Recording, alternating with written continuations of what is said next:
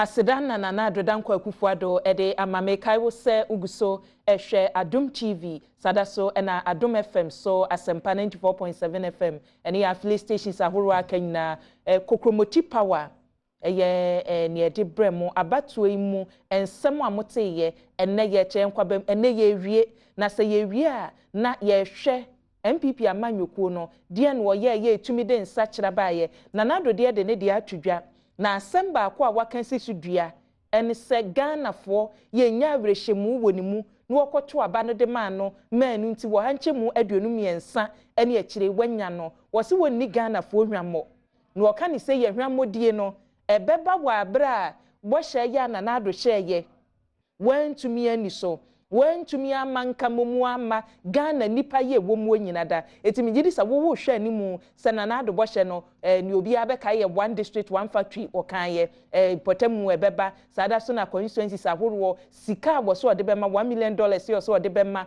na empuntuo nkoso wo constituencies ahoro no na se sika de ma de so assembly common fund no eno be wo ho MPs de be wo ne asade we so abeka ho etimpuntuo be koso e wo ho we eye bosha hodo ne nanado hyehye ni bi edoso ye reduce taxes aboa electricity to ye eno so ye behwe ne aye ho adwuma ensuo to me gidi se we so na wugina ye a wo de kwoto aba na bi so wo gidie se manyina munkani ato ye bete so ensuo to ye bete so me masuku kuromu ye se free education me ba benya ene na ma mento na memfa nso nhwe eti Ghana fo hwe anim nanado enne so waka wo se enya de se wo bedi Ghana fo hwammo eti Ghana fo so wa awrehemu se ne wakan wo be ya amane matumi akoso ebra no ye de ani be chempeso ani bi so ye behwe de na ekoso wo hono enra akumfi na nyagoro enra akumfi na nyagoro hwan na ekoka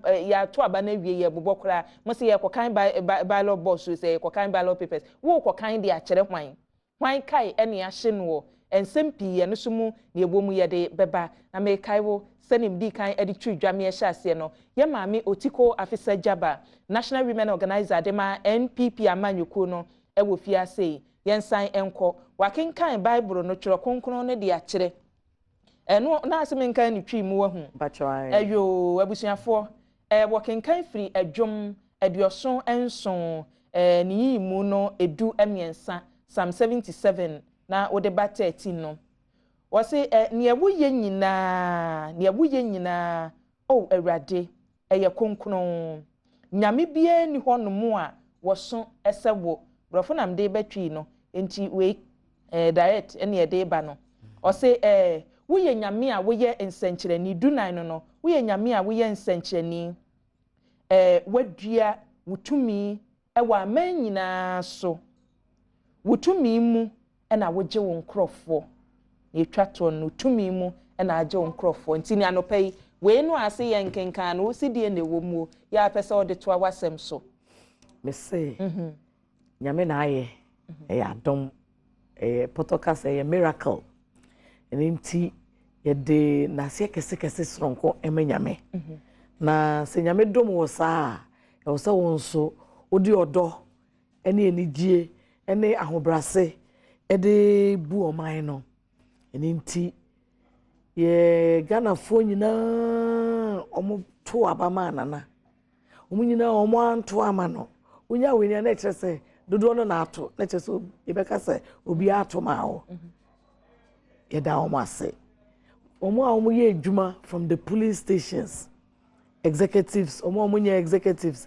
ye ka kire omo say election ni say ya to so abakra na ye nto ya una oye nana representatives uzani ye kase nana wokrum na kire se wo awo na kpanduri no police station no una oye nana awo krum wo nti no ye dwuma no te se nana wo ho enti omo ye dwuma no so at the constituency levels at the regional at the national omo nyina ye de ndase sronko ema won asofo a omo abompaye imams ayemfo me say mpaya ya boama nana na MPP enya asamketwa across the country various groups widows disabled obia aye juma ye external branches ni omo ye resources omo de be mu bebre ankasa omo tua ticket e ba Ghana e be register to vote cycle back e sign by biom to come and campaign and to vote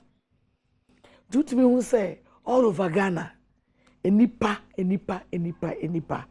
wanted change no mu yi omo akoma eye adwuma campaign team led by your papa Macmeno or say retail campaign.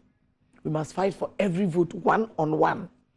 Co-printing register, see voter register, so that you be who microphone and ye dey call round. Me say house to house any pie, and I do crowd be free no mugu so ye house to house, making sure that we fought for every vote. IT microphone, if from in from a case here, a juma omoye. The results need to be banned. Training na ye de ma ye agents. You see 27-0 ACBU. Nema ye who were caught them no. Ye training upon training to make sure say be reduce errors no. Because it be a deliberate. Na so we are vigilant. Utimi who say ema enema no better. Me say Volta. Enipa nkomo expect say bebe who kai say madam zifativo o ka say mass branding oye no ye beba be chine tumunti ye stop MPP nipa na ti ase say ye bre akọ branding bus o say ye make kata bone so nti wo hwe voting pattern no e wo Volta this time and it's as bad as it used to be for MPP. Mo be zifativo atumu ana o debi one thing and say a rule of law ye de mra e na ye adwuma ada o soro na akọchi ebi etum ye nya ne sa nti na me ka say e adom nti say na yusu broforce magnanimity ye nye ye ka ne say kra wotwi mu ye try the ordinary ye nye generous so that obia oye Ghana ni emfa bebi awufri emfa o party or your president for Ghana for nyina enti ye be election ewie ebisi ye kwaji toilet ebisi ye kwaji toll ye kwachi we debi nyame dom wo the way awa dom na ne ya unse o started so up president nye bi nye 3 times since 2008 ni say obi wo Ghana ha wa president wa Brett Senanado si homa ye be hwe ade sonko pa mo ye na ansa na no abusafo ye hwedwumade asemede to manimu se enra ekumfi na nyagoro ade ntide na ba ye enne so de na asie ye nkwa nwoma so ma hyebedwani a sabre se ye bekọ emma hyebedwa etoso nsia a wonwura ho no mu bie abatwo no etwo ye no nti nanso oda so ye ma hyebedwani abeku kenso ewa ahoma so oni ma hyebedwani ma omanfo ye obo akumfi ye misa no se honorable de na course ukurum enra hello yeah hello honorable ye bi so constituency to say oh yami Adom ye free nra beton ne no niema ye oh menua eye enra na ye de kata kama oye easy the yes sister niema bi ankoyi e we abatu no mo den sadi ana ne de yes sister de kata e bro mo I ba fam do akwan so there was say abatu no oye ballot papers yes I kind of view that is we are calling for recounting of the ballot papers once again. Now we na your na the district director no. See, on any regional boss akasa. My regional boss no. I'm on a green light to say the ballot boxes no no. Jamisi yan kind of clear and you secured. Because of a consume all new electoral what new electoral office in NT. And I'm doing what no one said when you proper accommodation. Into the EC officer no otino. A house na which we managing a Kasawati office. Now that place no are you close to apparent CCN yet to the way we only nifty or just a throne stone. Into no and said and secured. Into the side or more move in Yemen free ho and phone call police divisional head office ever man kissing. Sunday abaya so to and near maybe to me I can wabra to maybe a ember. Into easy officer and a fray. Now, some of the 2 years, I was say all the parties no bo mama there, were bo mama there. Into the year rep, 1 more than 1 call. Now 1 question, the man, uncle baby or dog. Only a sanity, yeah, rep you could do her. And now, I hear Ura to Kuj for authorizing Uncle Fu, who to share a year NBC for wardrobe on a day. What bro, we night pay promo. Mercer say, oh yeah, any deputy treasurer. But the hospital is a Roman hospital. It's on admission, any condition. I said in your papa. Organizer, or Mobuna motor room, man, pick up will see her, or Modi Jacko Tumo. So looking for no more, Eddie Jacko Tumo, so no. Yet me identifies Uncle Fono. I think it's a Umbako police station now, Maka official complaint on that. Now the criminal aspect of it, so no. Police are sure. No media or Wendy Edichi. Honorable, Honorable, more kwakofa ballot papers no na electoral commission officers no na kwakofa na say we kai ben na ne de kofa hwan na edi akire. Efisa nura report ben na say NDC amanyoko no na mo de kai call yes mo kofa boxes na say electoral officers no. Oh, I am a plan sir. Na dey aka na ye defa electoral boxes. You go for Omukra, I party pick up back home. I Nimpa, they a 9 a room. Now you presiding members in a car, and one no, which none of the cars can carry boxes close to 83 police stations by 2. Don't carry into me, fact. The electoral officer no mammy a charge today. So boxes now, or they have a refuge on we now monitor. No one that they are taking all the boxes from their office. You sir, baby, what they call us, you escort it. We join the police. Now you are calling a boxes now with a good time, we need another go. Then we have finished our work. Then a chini you show whatever legal documentation to permit the electoral commission to do a recounting. That's all. You know, we didn't go there to go and pick the ballot boxes. How could we do so? And then you be an electoral officer and a friend and say, "Obi afan a rep and yes, I'm family." And that is what exactly happened. Enti na manyoku a wonu mu gina ye premier hyebedwadwa say ye MPP NDC PPP ne woni aka na omu nyina na msifo wo ho anase monko ama na msifo en wonum koye. According to electoral officer and say, we notify all the political parties to Obi afan a rep and Sana electoral officer and Kanya, the minty, the answer the rep from the answer. I had the home call ye. So Musun Gujina, no more witness. And the answer there, MPP for the I was sure that not movable. That says EPP for other political party, PPP for I cannot tell because I wasn't there. But from the best of my knowledge and other information, I know what's there. Not MPP for. But the MPP mobilized their people and just came. And just did what happened yesterday. I think the move video about what happened to our pickup. That's the whatever was saying, we will reject him. And fortunately, those who did that, we know them. And we send the issue before the police because that is a criminal aspect of it. And I think the law must take its own course to deal with those people. Enti mo call ye mo kodru hono mo ye di akire ye de ani behwe ne afa ballot boxes na MPP 40 gu mo so no wonu mo boro mo. They are parked our car in the front of electoral commission, electoral office. And when they are parking, my parking on my car, I just say, "Omunsi from cry." Electoral officer no, Mr. Akins, on one of the secretary. So okay, bring your refs. No, so after police is a police force because the directives are not reasonable to the amount. They should move the ballot boxes out of the place. You know, police for airbase to take. Make a number can say, "Oh, the more here, not say a bahamo, not more well prepared. Track a mobile phone, I'm willing to sponsor. I'll pay for the track." Then a buyer and money to make a good baby. Issue say ASA. And you now sponsor a track now, wonum de cofa ballot boxes and honorable. That you may say, because my secretary says, "Oh, no, Mufu say, or one who want to move." Dabio, me say, me catch the secretary says, or na omo born to omo, na electoral officer no, when you be track to through you, na say, eh, dear, na omo ni cash at hand. Make me to make you account.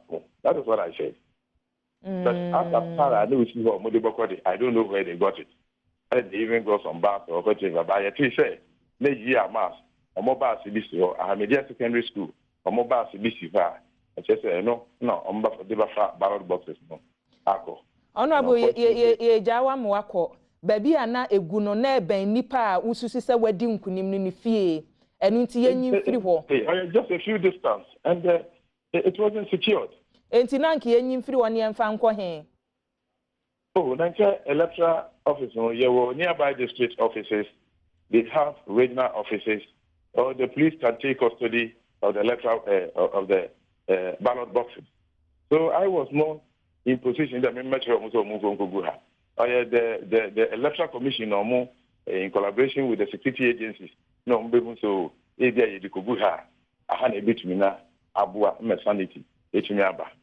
I was not in a position to say.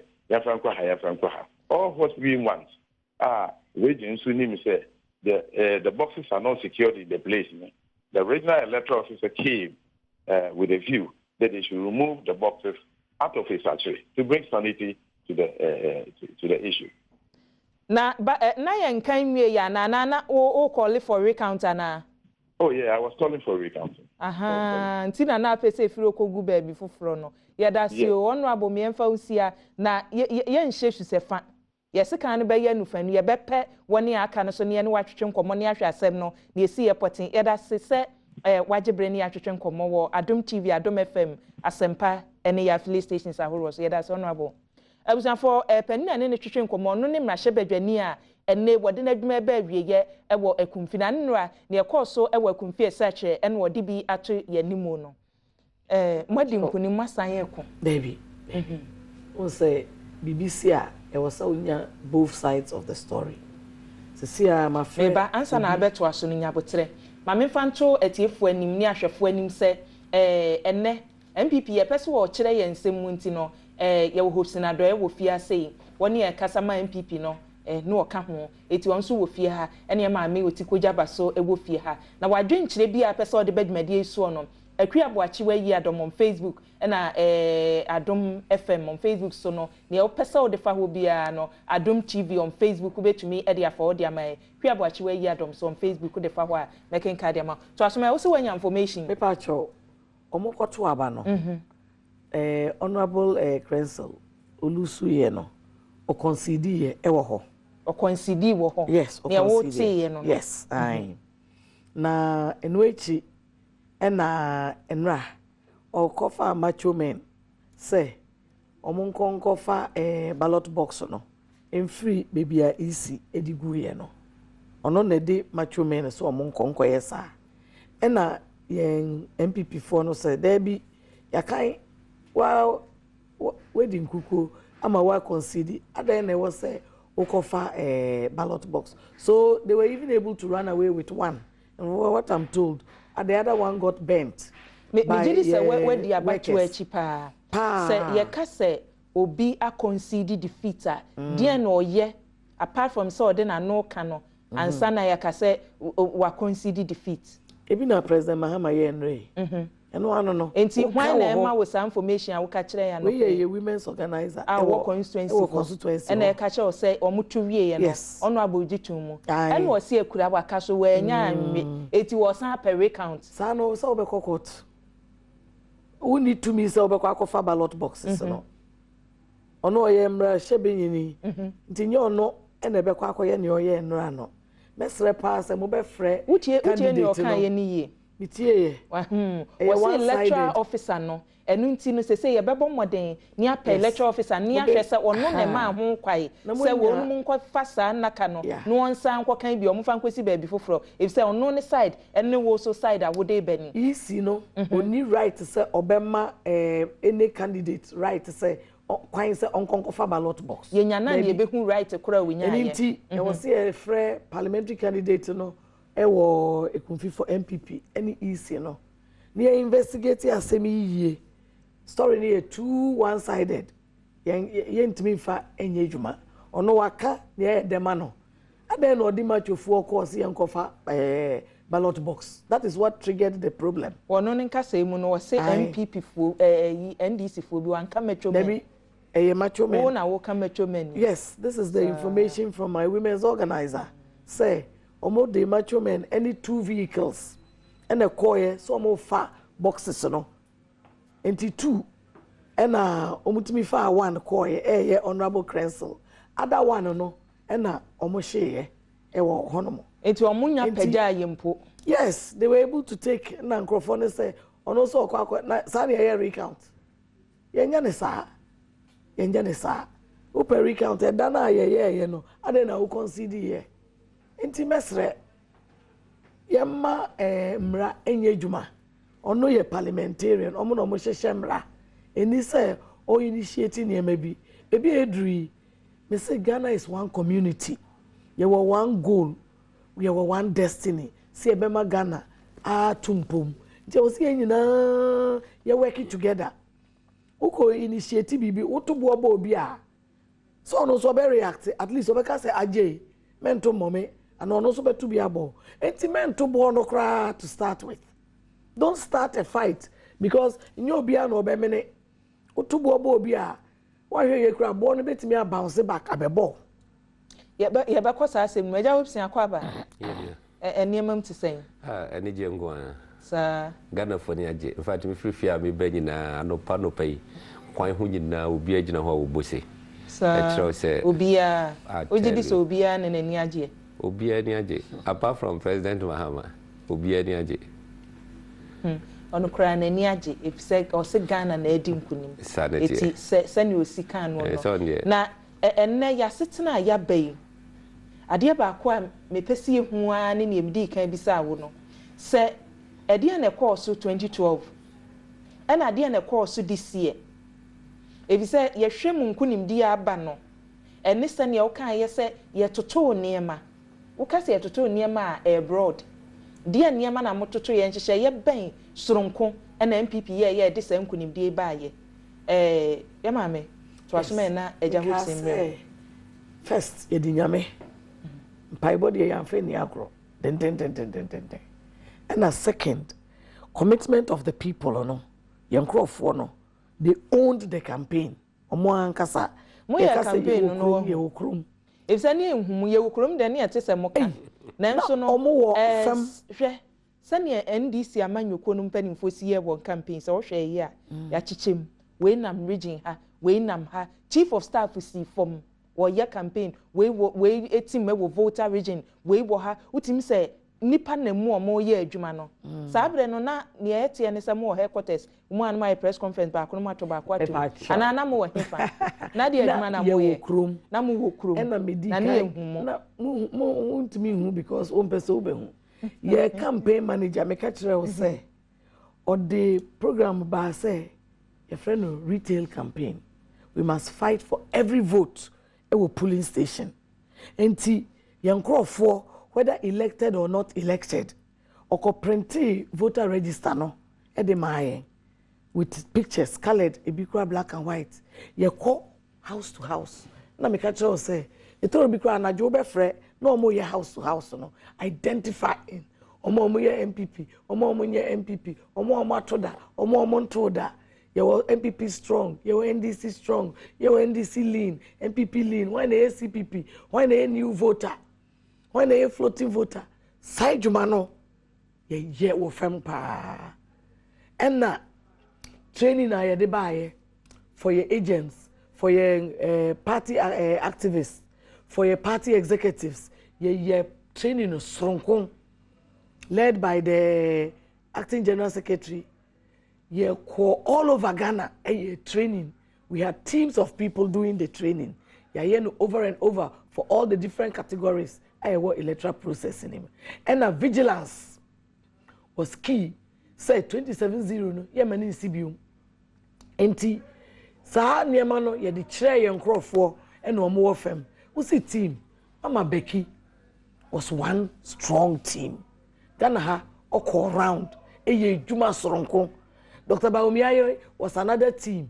ono so call around adwuma soronko Dr. Baumia was another team papa ya osafomafo Eastern region any Hackman no mo so near the no submarine campaign submarine who of fem we had a great oh na say opa abo na che o so ne bokoboko we gidigidi wa hwe ya odwane na Ghana tumiji enye ize eninti ye papa safomafo Kennedy Japan uko brahafo Stephen team Professor Ameyekufi no so ho uko Upper East Northern region your regional chairman ejuma mo Alhaji Short Alhaji Mukta uko Bugri Nabu Oba Eastern region yenu chairman Kisi Central region but the results showed see ejuma Central region we moved from what from Bayer 7 yedi akọ 19 Western region the same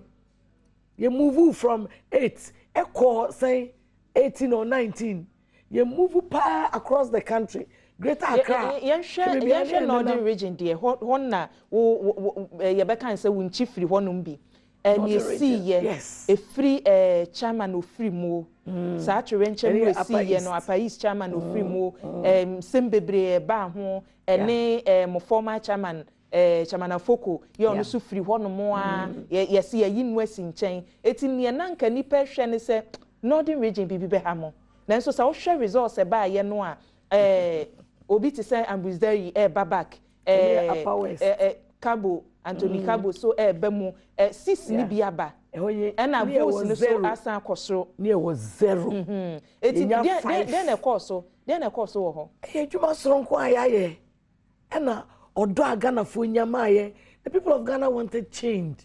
It was a tsunami, a wind, ne who say across the country. Yenya 5 seats ewa Upper West, Sisala East and West. Wa East ebeka ho. Yenya ni nyina ena Nandom, eni Laura, ebi Sida. Uko Upper East yekonya Navrango, eni Zebila. They are still looking at Boko Central. Uko Northern region near what 10 and I be 14. She in the history of Ghana since President Mahama Baye, yentimi nya Gonja City bia, atafiwe yenya Salaga North. That is huge. Uko wale side ni nyina awene apart from Yagba. Enti ye increase to 14. Yagba de mulu su seat no. Ai ni aweni yon ebeka ho. We need 8 new seats. Aboba is a new seat. You win here. Oko Northern region seats na you win here. Na Lergu Haljia Alima. There were 3 women in Northern region. Or we need for fair keke. Na Lergu Gambaga and also another seat. Ya de beka ho. Oko Eastern region. Krobo 692 you win bida. So afiwe asasawa.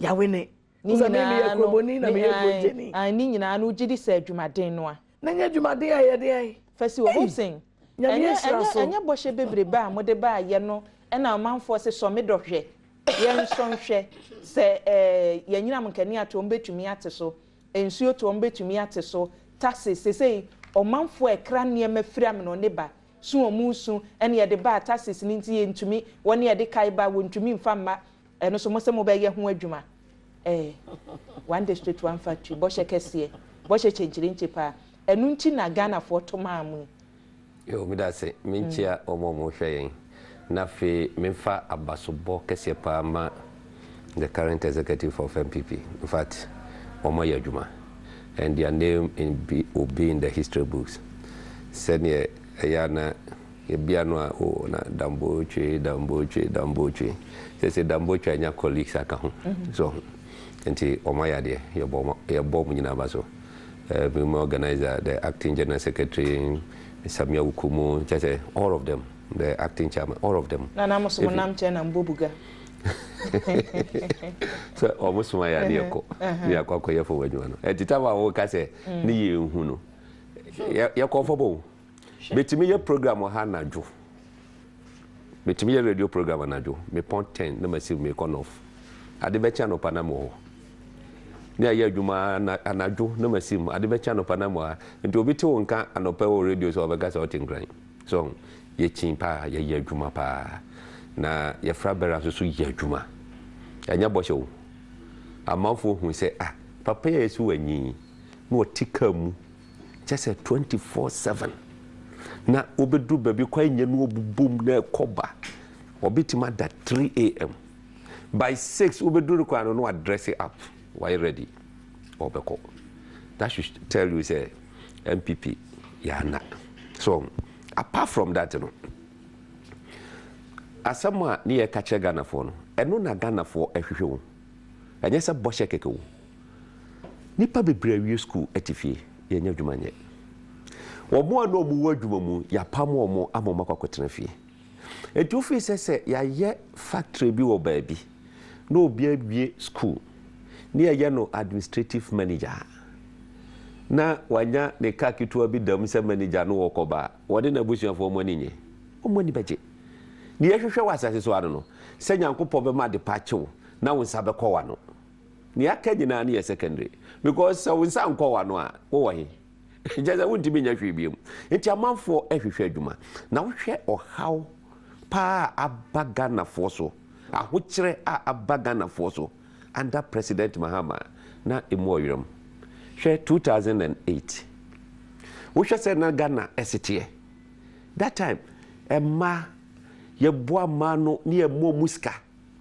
government of Ghana emma banks no or guarantee all banks say look Ghana for loan obi aba memisa collateral bia aban kasa de sika ekokosi e kadisa kegina mu emma Ghana for etu ye work akra na say ukokwaje salary na o say oh o pay overdraft kakra be ye equal to your salary kra ugina wanam ho a na ye de abawo say loan na hwehwe wo fill form na wa accountant endorse and as head of department endorse in there wo de koya ene ya unsabe keska no ene ti say adwuma ni e pay overdraft kra me taking 1 month ene ye ka say so ho nete no etu hwe ahokyere baaye na messenger na Akufo-Addo NMPP na yikura na ekona na e good se me wo northern region na kwia ana meye eno ana medidi ho se kwia ni nimu a menye obia na obi so ba beye da mu amamia adenti ana menye mento abama no na wohwa ye ya batui eni America de na akwakoye almost the same wohwa America Trump can America for peno na Hillary mo attack no uba Ghana Akufo-Addo can Ghana for hwehwe no na President Mahama ne nkrofo no mo attack Akufo-Addo obitimi bie na no ka say Akufo-Addo can never be president ene or your president elect and I don't know what hefa obi bie na no say Akufo-Addo be your president party over my dead body ene Akufo-Addo your president so ho nete no enti enya boshe keke na mom ahokyere aba eni dwumaden a MPP ye na chese finally no the word vigilance ye beda Ghana fo nyina se enya MPP fo nko a wotu se Ghana fo eni breye o mu sorry gina sa di we abuka wa central region ni e ga we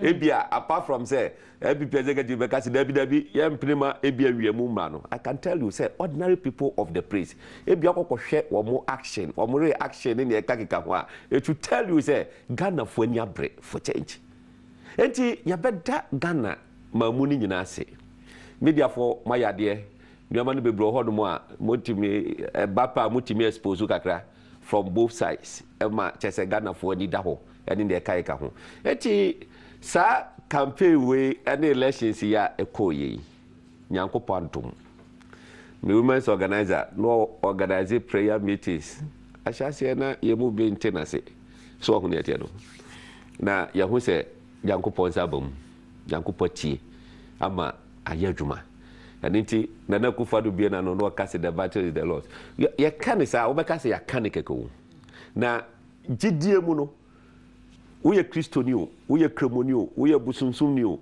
bibi o hono a wo ka wonim se in the spiritual realm no eye adwuma edinti ana nyankopon efra nkrofobia ni ye kototo machine bia be change figures no mo refi say ya reforms say this time collation result sheet na from 1992 near my party bia bi no this time you be my party bia machines ni musumu tobi me say nkrofobia mumuto machines ni bi me there be tobi as ya tobi ya de nim say collation result sheet no eno e dey your machine what you say I do obi so there was here conform machine bi ye transmit ade na na hange ne kakra ne aye say we try back let me tell you aya was so west ogun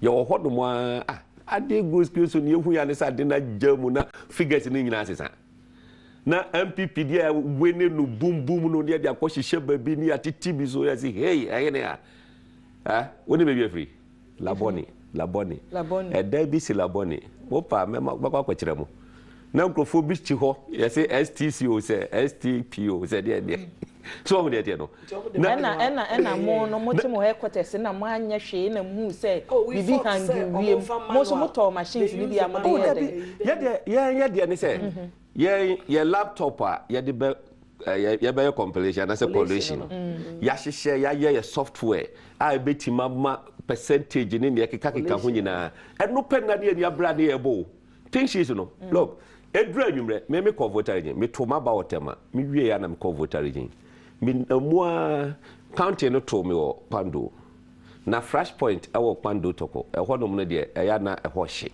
nti I rush there na ye ni wie na no ye wo be 8-10 polling stations around me make sure me gigi ni nyina wodim me dru pando collation center ye collation center parties collation center no na omoaje almost 50% of the collation. I was shocked. You see, hey, na CCA, omo high motorbikes. Eti we almost sanwie ye na no omo diaba. Secondary, adeba kwa me identify and say, na it was not for Melissa na say bibisa, but genuine mistakes be APA. Or tried no e be 275. Na wo hwe pink sheet no so a original line bi wo so. What run a trial line appear or carbon outside the line. Carbon paper. Ebia 75 no bones and 70 na ba na 5 for them pie. And to show original so what run pepe. And so copies in the parties no. Nti me hwe ni nyina na me say David I want me call presiding officer no. Na me ka che sampacho me observer there. I don't have the right to, but this is a genuine mistake observation bi amaye. He accepted. And what church road nyina na me say what tro de there. Wo de pay ya tro de there. Nka obetima asan a nka ye. What ya say? Wo esi be ye 3-4 places. Ah ye hwe ma sa de nyina ba. Nti vigilance no this time no na ye so great. Me honkrofobia wo munye party officers, wo munye police station, wo munye electoral, wo munye hwe. And so baby a mi hyiahia wo mo no. Ada me hu say amanfo ani apre power. Vigilance no mo ye nanso no nto aba me gidi se bibi na bem kan nipa no ama o makoto aba no voter region wo nchifiri wo ho na akoto aba no this year aboni pa kwadwamni atodwe efise nipa no kora e wo ho no mo no obi wo no ma oti results na eye nipa nwanwa eti o hwe voter region ade so nko na mo ye wonim voter region o hwe population na wo ho na bebre ni ghost then ghost voter region yes names register no how who is that ghost names me on my own me ko Togo by 4 times me meet paramount chiefs ni bi me meet young guys ni bi ye ni omo kasa ye kasa wia ye make sure omo radio station na eko ni ne kai ga ho enti limite omo ba no ma yenko suhumra na ye ne superintendent Mashawu Yaya ye ne no entwetwe nkomo ne hwe ne ekoso ewo suhumne ne potemu. Hello superintendent. Hello. Ya hwe ne wa homa no so nti to aso ba ye besan de na to aso dati yakọ ye ne ahemfo na kasa ye momo bi asrabo mo de roma ye ene ne kai ka ho sanu mani nyina akọ so regional chairman enso woni team the operation Eagle Eye wo so na mu a wo mokọ what you say ya just sanu ma we nyina on the day of elections all the route bush roads a wo de ba nyina no ye jina ho Bush roads. I'm telling you, hwe udru afajato ye ka de say whole west wo bush road bi e wo kro bi e fe no ye ka de say Ashanti Porter e wo honum na wo hwa me ba jan so mame hello oh amane hay to so mame yeah na wo mu namu ano wo mu wura kro no ma chese wo hu wa ho ne ate no tie ko position ye nkrofo no ye bo mu ko e honum ankasa o ba ni o ye Ghana ni o kwa kwato aba mo mu bisa sa nipa kro ye Ghana ni ye bisa to me ben to me ben say na wo fie na kromfo e ba be wura dem a chese o ni to me sa wo chini ntino wo betwe no wafre police na police aba na police ba no asesa osika no bibia ya wa hyenso de nipa no de kwato aba no eti se oba no wonya Ghana ni a wonya bi mfa nkyere eti wo sa wugina hye no so a wo na wo ko bisa nse wo ye Ghana ni menemo bi a o ye Nigeria wunni mo o mo mba nyina ani mo me say menemo bi o ye Nigeria ni obi na no anya obi na be ka kire okay o kita voter ID say siso mame hello hello Superintendent. Yes, madam. You're welcome to Adom TV. Can you give us an update as to what is going on in Zoom after the elections? Thank you very much. Thank you, cherished listeners. Zoom is calm. The situation is under control. The situation is under control? Yes. The town is very peaceful and calm. Hello? Yes, I'm online. What? I said that is the update after the election. There was an incident yesterday night at Suhum. What is going on now? Are you talking of the accident or you want the security situation in Suhum? The accident that happened yesterday at Suhum. Okay. Yes, I can confirm that there was an accident involving a Hyundai Matic truck that ran over MPP jubilant youth who was jubilating after the declaration of the results. 2 people died in the accident. 2 people lost their life, and 22 people currently on admission at Sun Government Hospital. Those involved in the accident, those that got killed, are they women, men, or children? Yes, one is Anita Amaku, 10 years, and Prince Mati, who is also 14 years. So, and those at the hospital, how critical is the condition over there? They are responding to treatment. And you said the number is up to 22. 22. Yes, as at the time we visited them. Have you been able to arrest the truck driver? Very well. So he's in your custody now, or where is he? That's good. Hello? He's presently in police custody. Okay, thank you very much for the information, Superintendent. You are welcome. Thank you very much. I was on for prosipani ya wo suhum ne ne no etwetwe nkomo ya wo kire mu se enra ye gi ya kwanhia koso e wo suhum nipa duonu mienu sese wonum gu aya sabia mienu afiri mu eti ya yeguso gi yani ne yesre yento yebo e wo ne ye mu suhum nra ya ante asempa e wo honom eti ebesre ba bia wo bia no wo gi wani a na wam wani ada honom na nkofa hawo ama hopsin to asoman abusiani nyina yako omo prepare no so no ya wish you speedy recovery.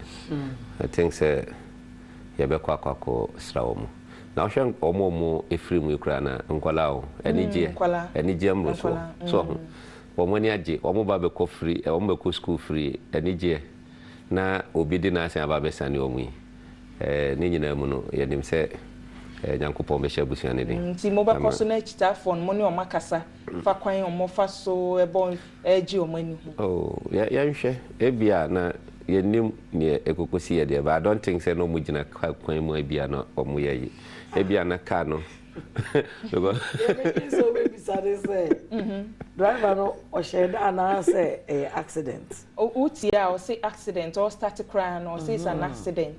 Intina e who say enya buapayom say or accident there say buapayom cry accident. Buapayom cry accident. Oh kona we nipa bebre so omo ye a sanka wo say ono so ko stop. Atoro. Afi no o match investigation say e course no. Ebehu ni ebesi. Momone for no to okranso for. Menyi ni say driver ni be sheda de kai tria fa so. Ya o kan say o say jubilation no ye minimizing.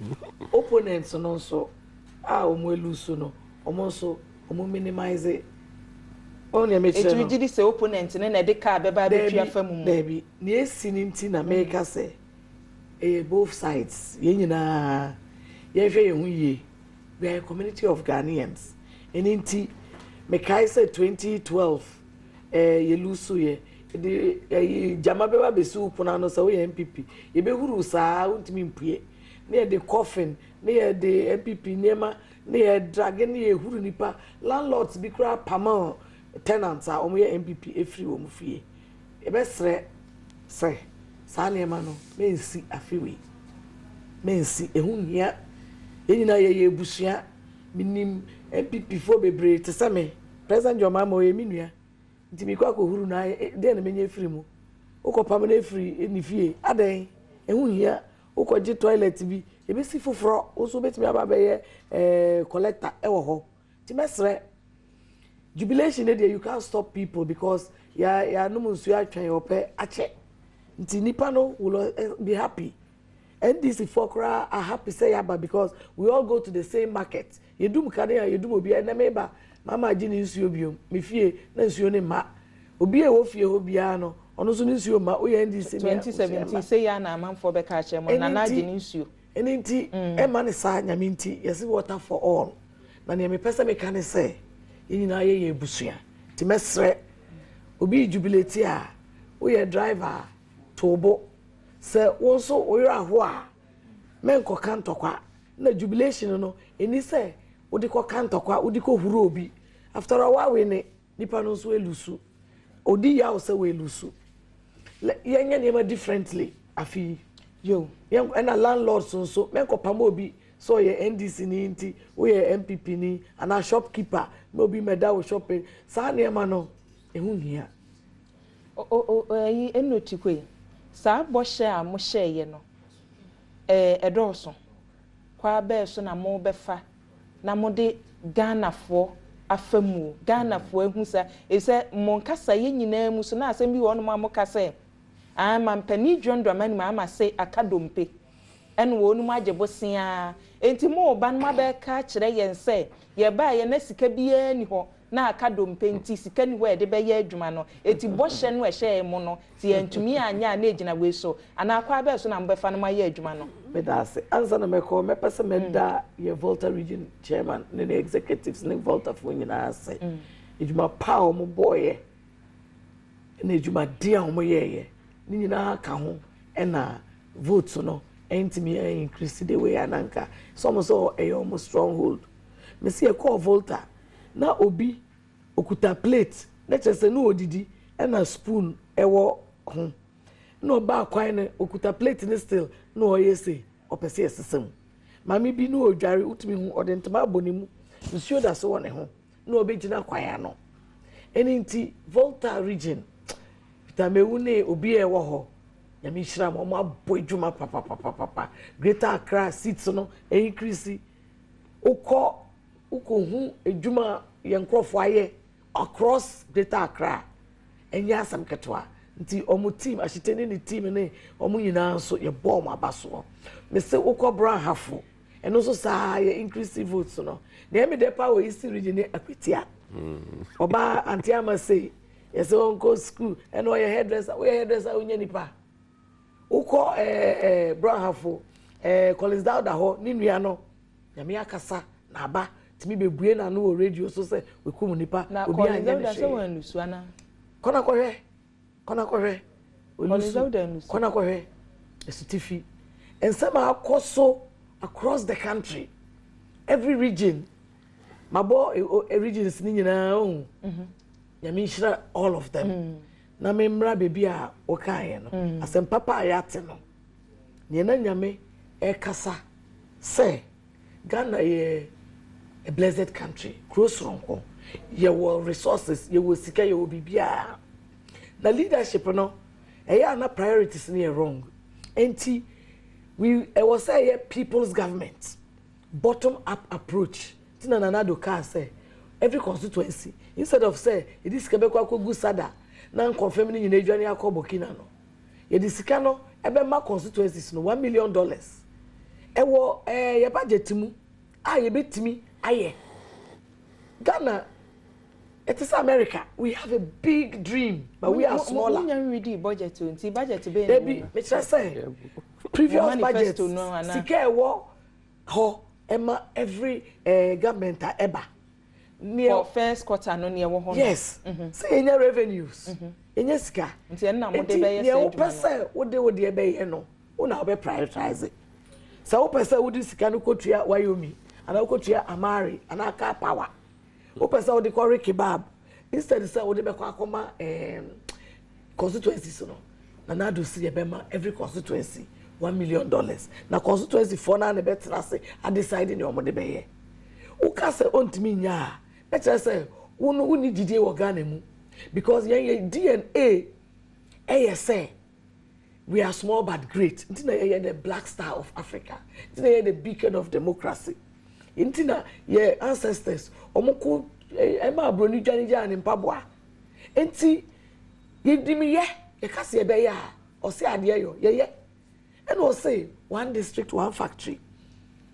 And no be ye juma beba ye manifesto no change an agenda for jobs, equal opportunities. And mebudu be brave masters omuni ejuma ye. You know, security risk at the chrono, any armed robbery beba. Na or this factory no eba. So your bar also don't tosa. Say produce the baby say nyabotre na asem na wo hia ye pe besa ba o me nkwa homa so e ma hyebedwani odo manfo ye obosu homa no e Fred Kopare ansa e wa homa no eso ye misa no nra ne e koso e wosu. Hello honorable. Hello. Honorable. Yes.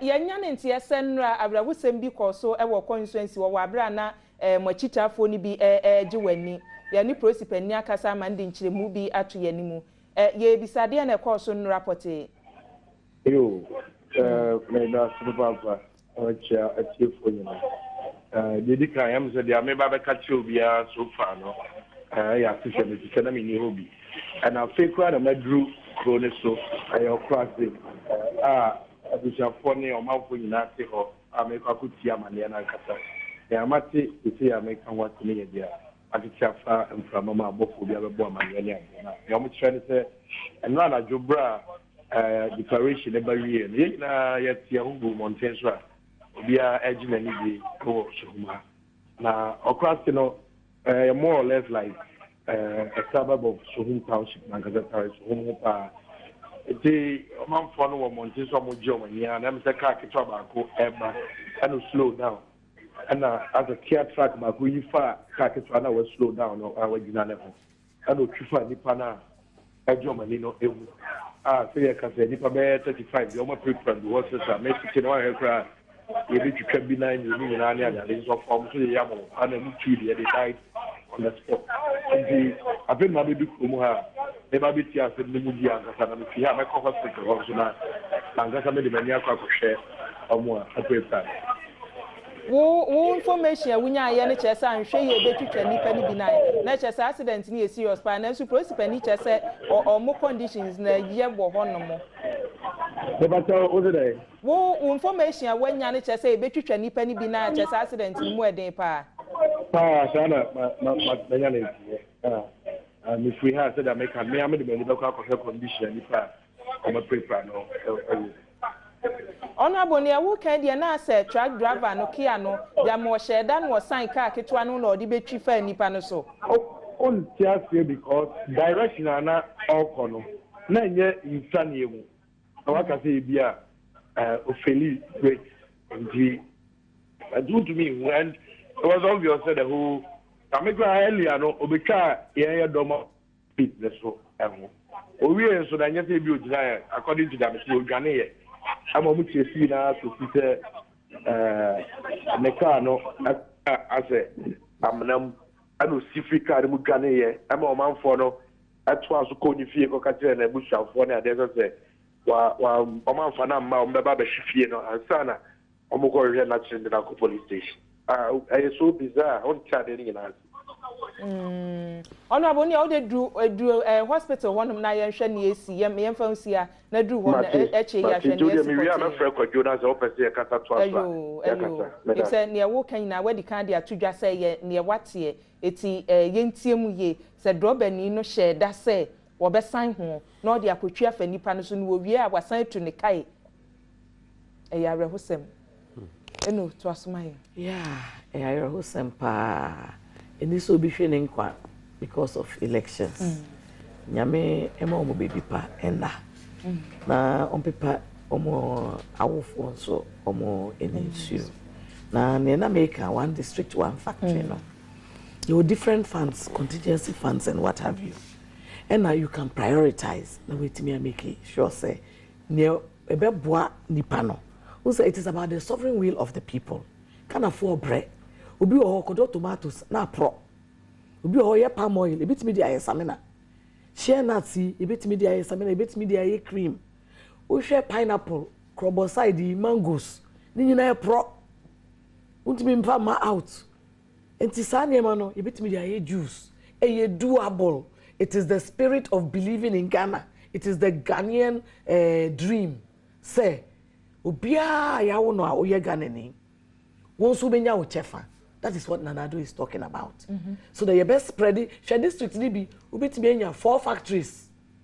You call central and western region. Rubber. You done it rubber. You can make rubber bags out of it. Ubitimi chale wote. Ubitimi share oily. Ni buy products. Ubitimi name be brave free ho. Ubitimi aye omo north cattle beef. And who corn beef, fish for near the year tuna flakes, all sorts of things, peanuts, and the butter, cashew. Mube free power crano. Ye benya some fast one as I say, if you say Mampanida da Johnny Jacunco for Ebreso, tomato factory, be what when cherry honomo, oh, ye nya tomatoes noa, near yen fresh near tom, and no free power no.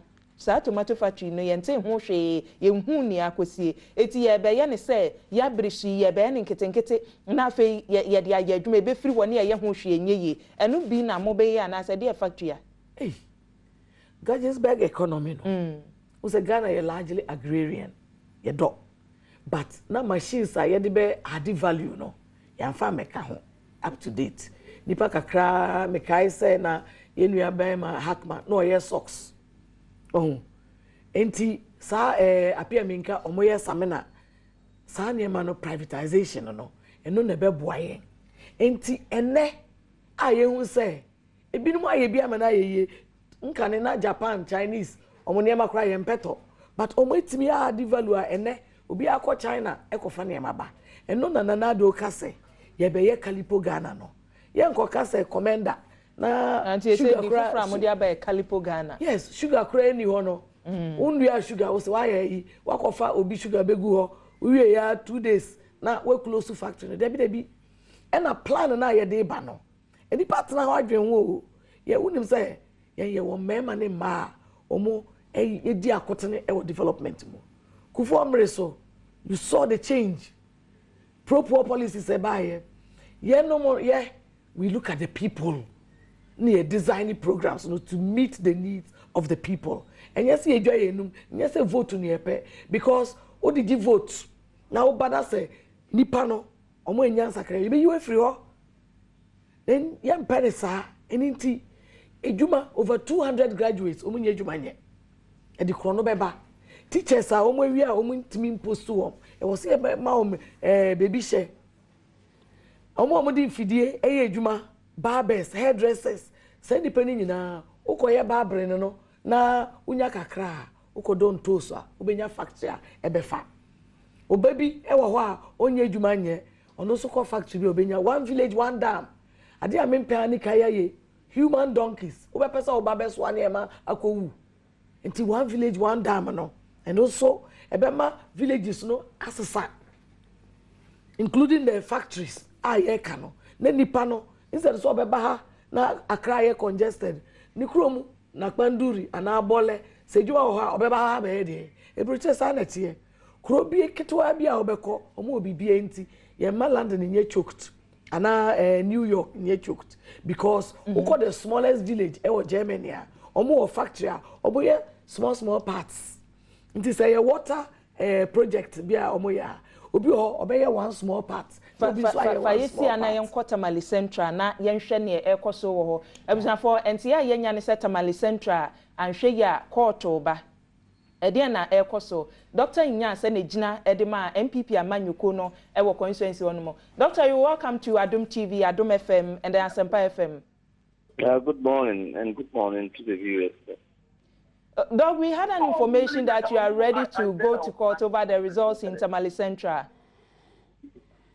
Thank you very much. As far as Tamale Central is concerned, we haven't really got a result because we could not validate anything through the process. We spent 4 days trying to collect results, but at every point in time, pink sheet after pink sheet for the parliamentary, there were problems with the vote not being consistent with the results that we had.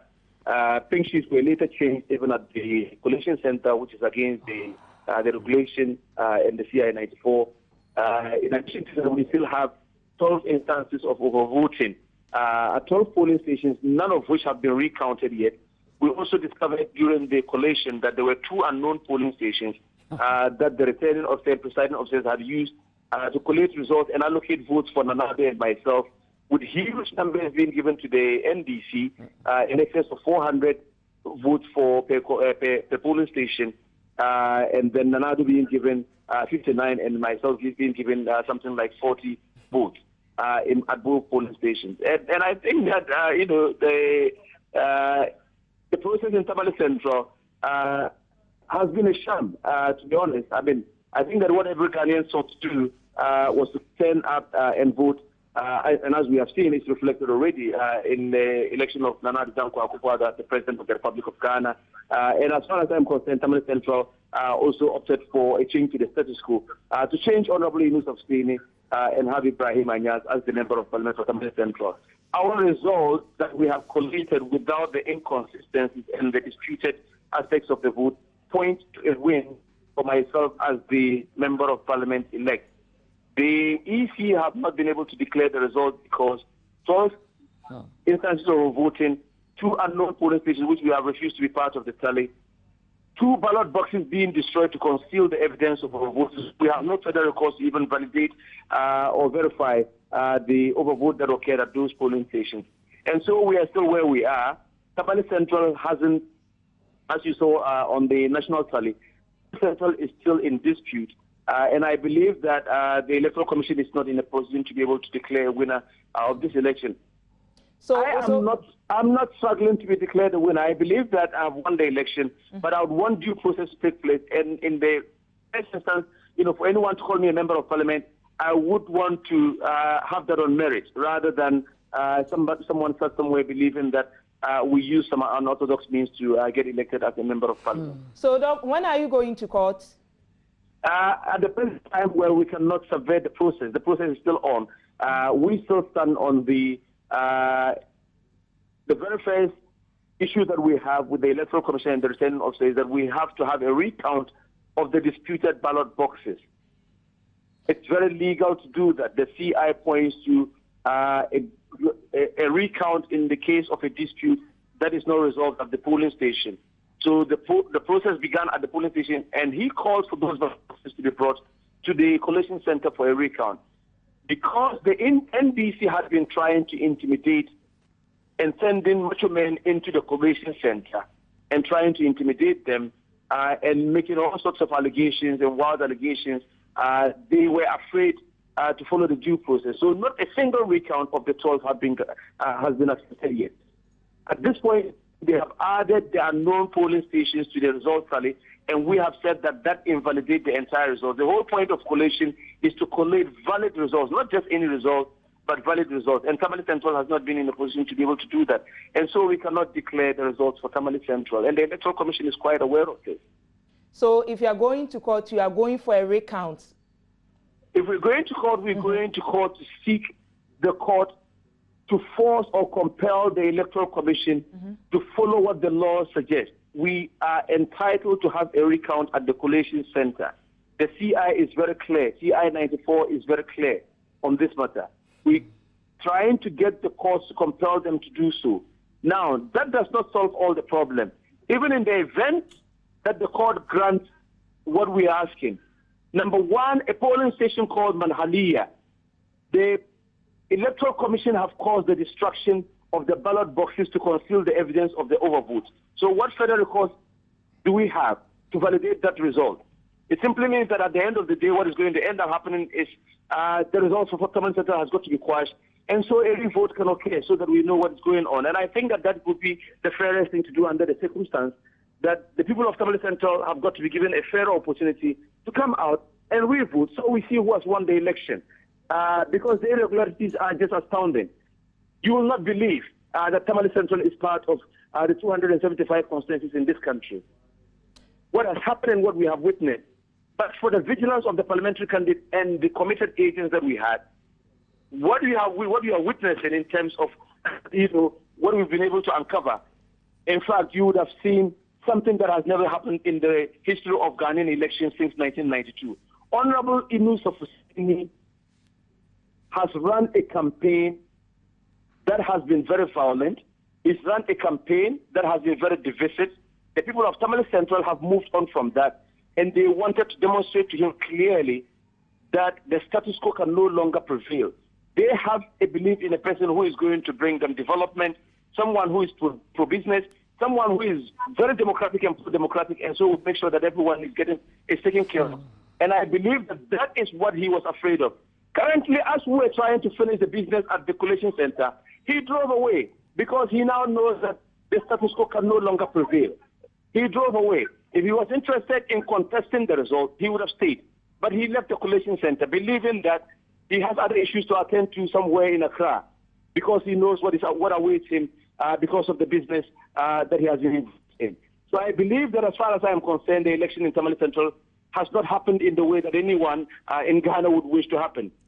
We haven't had the due processes followed through. Presiding officers have been compromised, and they could not even defend pink sheets that they have signed.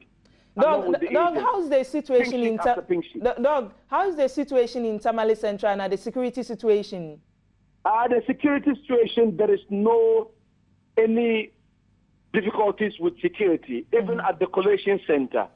The NDC macho men who they brought to frustrate the process and to intimidate the officials did not equally, have the mandate to do that. So the security had to do their job and then send them away. As far as somebody is concerned, everyone is in a jubilant mood. Nana Adom has been elected as president. That is what the people of Tamale Central wanted, just like every Ghanaian. We, alas, have had someone who is going to restore Ghana to better times, and that is what every Ghanaian would wish for. So there's no problem in Tamale. Everyone is in a jubilant mood. I am outside my residence, and people are dancing everywhere in NDC colors, in NPP colors. We have no problem with anyone.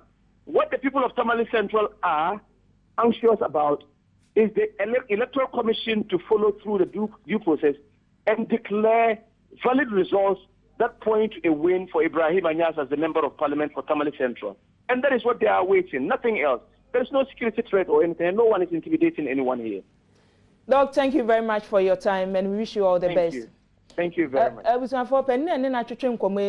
Amanyoko no gyina mu epre edema won famra shebedwadwa ho ewo Tamale Central Dr. Nyase na yete nka na utia na chese ne ewo kan se abato ekọ so Tamale Central niema ankoyie ewo mu maye ba yese ne omusikika bo mu ne ntotoye no ne owie hu ya ne se yesisi no ewo abato no mu enti ne aba ne se beginning no kura dem bisa ne se wo call for recount na wose no nanso akire ne wosan de ba ye ne se ya hye ballot boxes ne ya hye baako ewo honum ti se ne ye kase ye kan kura sa baako na ya hye no ewo hefa yenya enti aba no ne wose wosan atwo bio ewo Tamale Central na se wo beto se wonto no wo so obekọ court yen kwa homa no so mra hyebadwani a wote so sabre se wo betena so bio so wontena so bio lawyer Inisef Seni lawyer mo akwa abadoba Adom FM Adom TV so anopai mejibo so na for to say twedi ampa Adom ye ho ye gidi sa so ho ye me ho ye yo lawyer free a wo share wo campaign ya say yenim chi ni wa hye wo ekọ so ewo mu nsem bebre ni nyina no wo di wie ye enne ne aba ne se wo constituency wono mo resource no ye nya declare nya mo boy po ne akasa wo na wuko se nyo na akodi na asie wo constituency wo me resource no wa declare omu declare ne saying omu declare say me 38,000 and over a little over 38,000 and now MPP no 25,000 and over unya 38,000 and over and MPP ni so nya say 25,000 5,000 and over 25,000 plus ye wie bobo ya ansa na obi e free one mo na ade na course ye wie bobo everything ansa na obi free one except that or see on signing enti onu abu se wonam hoi wuhu se woni emrahye badwani a 6 parliament wo ko yes Watermale Central omo declare me results ye wo me declaration sheet enti ujiri sade na beba ma Dr. Nyas beka se ye nuclear resource no ya encounter ya anya hwe wo ho esa ase na niema nkoyie oh data na je free omo ye nya vote wie e coalition center no on the allegations and in fact parliamentary candidate no ono no on ma Tamal Central resource delay for 3 days yes start here o share so omo the pink sheet no ma no a coalition center ye coalition awu where regulation 42 a never be wo ho say returning officer no and yet the duties at the coalition center are spelled out at enti yes start here sa returning officers no ono omo huna no sa no mo dasu calculation when you say and the end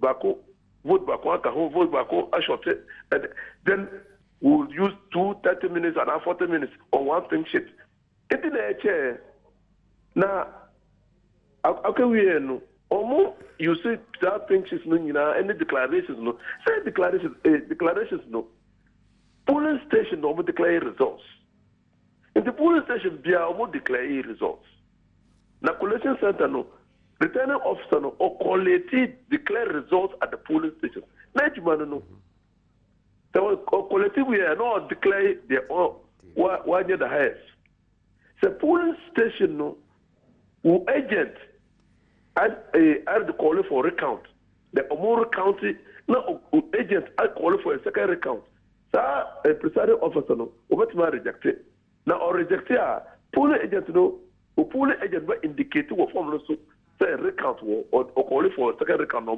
rejected here so condition there returning officer no every time recount or coalition center enti law no say my way law na ejuma yentime fa wodia say dia wodia wo hu asam e de ejuma law enti ye no sa one or destroy ballot enu na me be bisa wi hwan agent ya for the or mobilize ba coalition center no yenya di sa 2 ballot boxes no ba coalition center no na omo ne MVP before no omo attack sa returning officer listen presiding officer no omo destroy ballot boxes no nyina 2 omo destroy 2 polling stations 4 ballot boxes presidential and parliamentary na adie de save day no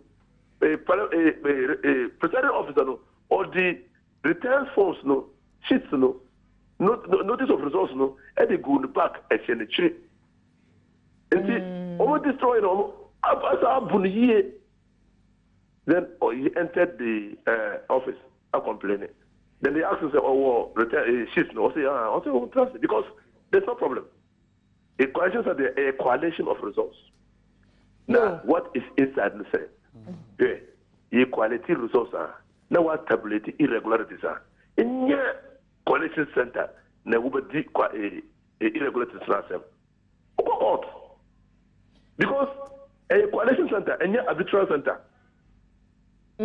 Honorable Niania, what honey say? Dog was court, no so I walk on walk, Cosa Bano, Yen Santon for Watermali Central, near that one. Release, I did the Ohen, no, say, caught the Oqua. Who are some the Ohe? Yes, sir. The court will hear something in our home. Yes, sir. They make a pronouncement. So, Canyon almost say, at some day, a coalition center, in yet a custodial center, and a commission of inquiry. So, that's so who's are. In Cassia, we in the Tower Center, presidential resource market, the presidential resource of the nation. That won't do it here. The electoral commission say about disputed resource. No. So, that is the problem. Who himself over court, who are documented, according to you, documented cases of irregularities in the constituency. Now, we are our court. In fact, me can't run the children. I can't say, I didn't declare results. You declare results at the coalition center because say you declare results who was 21 days say court. Say I declare results at the good to court. Ayo, honorable constituency what to say? Oh, drug yeah report say MP for no attack me down for fear, without for deep fear after 30 motorbikes they made see home. That's for the this morning report no. MPP for attack you who nipa after motorbikes 13 and who di kosi ho. Oh, when I catch us say MPP for na year say adwuma no. Yeah, now that's the report you mean here. One report to my police say MPP for akofa moto 13. My report my catching us encore report to my police say some people about the fear about far motorbike state abu the puno ebu where the motorbikes were after 13 my catching us encore report. Honorable. This year I'm say the wife was BP at the hospital. Sir, now motorbike 13 no the choir campaign na near Kaya no. Yeah, me the choir campaign. And near Kaya no. Near Kaya no. Yeah, that's it. Okay. Yeah, that's it.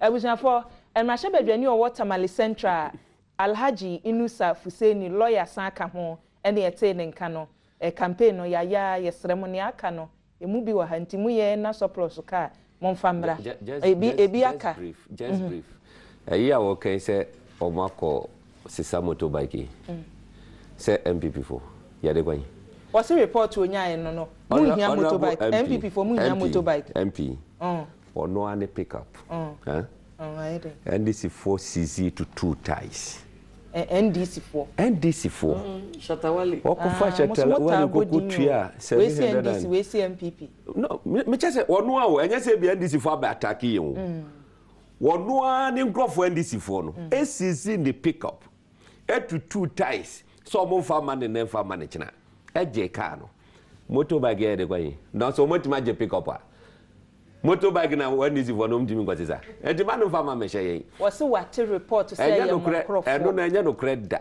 ni okay wonko hoso wo betima ka say enye no say wo car no ton a ebeto moto no be 2000 what does it wo motima je moto 13 no mtimi ngofa etima no fa me hye MPP 4 enye yen moto de obi ya chiche bia me nkrofo om de aye campaign anya moto 13 ni NDC 4 no Shatawali si gada no muguso omoje ne kakra no hope say ma me san famra wo mi free ye ma mi otiko jaba so if you say ade a ye mpe if you say Ghana ye hu se Kokromoti na e power papa enti sa wo ye twe ye de Kokromoti ni beyiwu ade a ye mpe si e begina so de Kokromoti na yimo e promise and fail endi me na na kan say promise and fail de me mpe maka ye beyo ade ba akoda Dr. Muhammadu Bawumia trade fair wo kan asemu ye amete anam say eto no ye beti to so to a ye gye wo my Ghana mu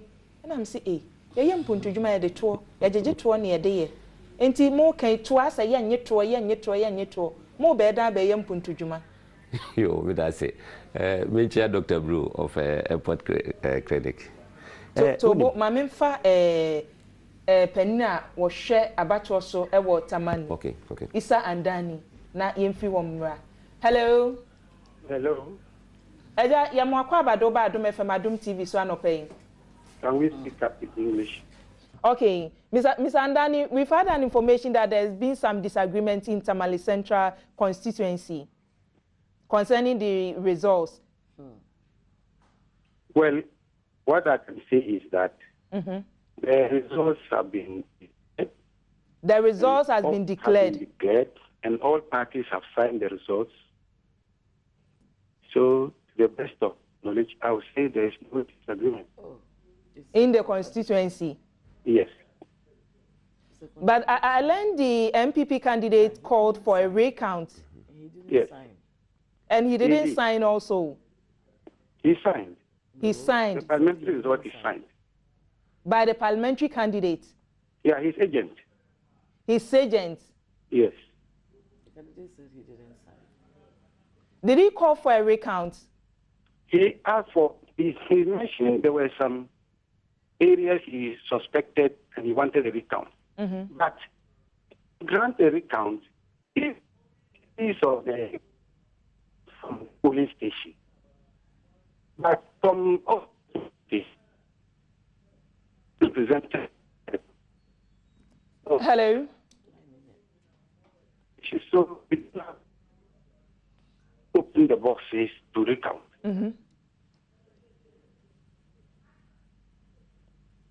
Hello.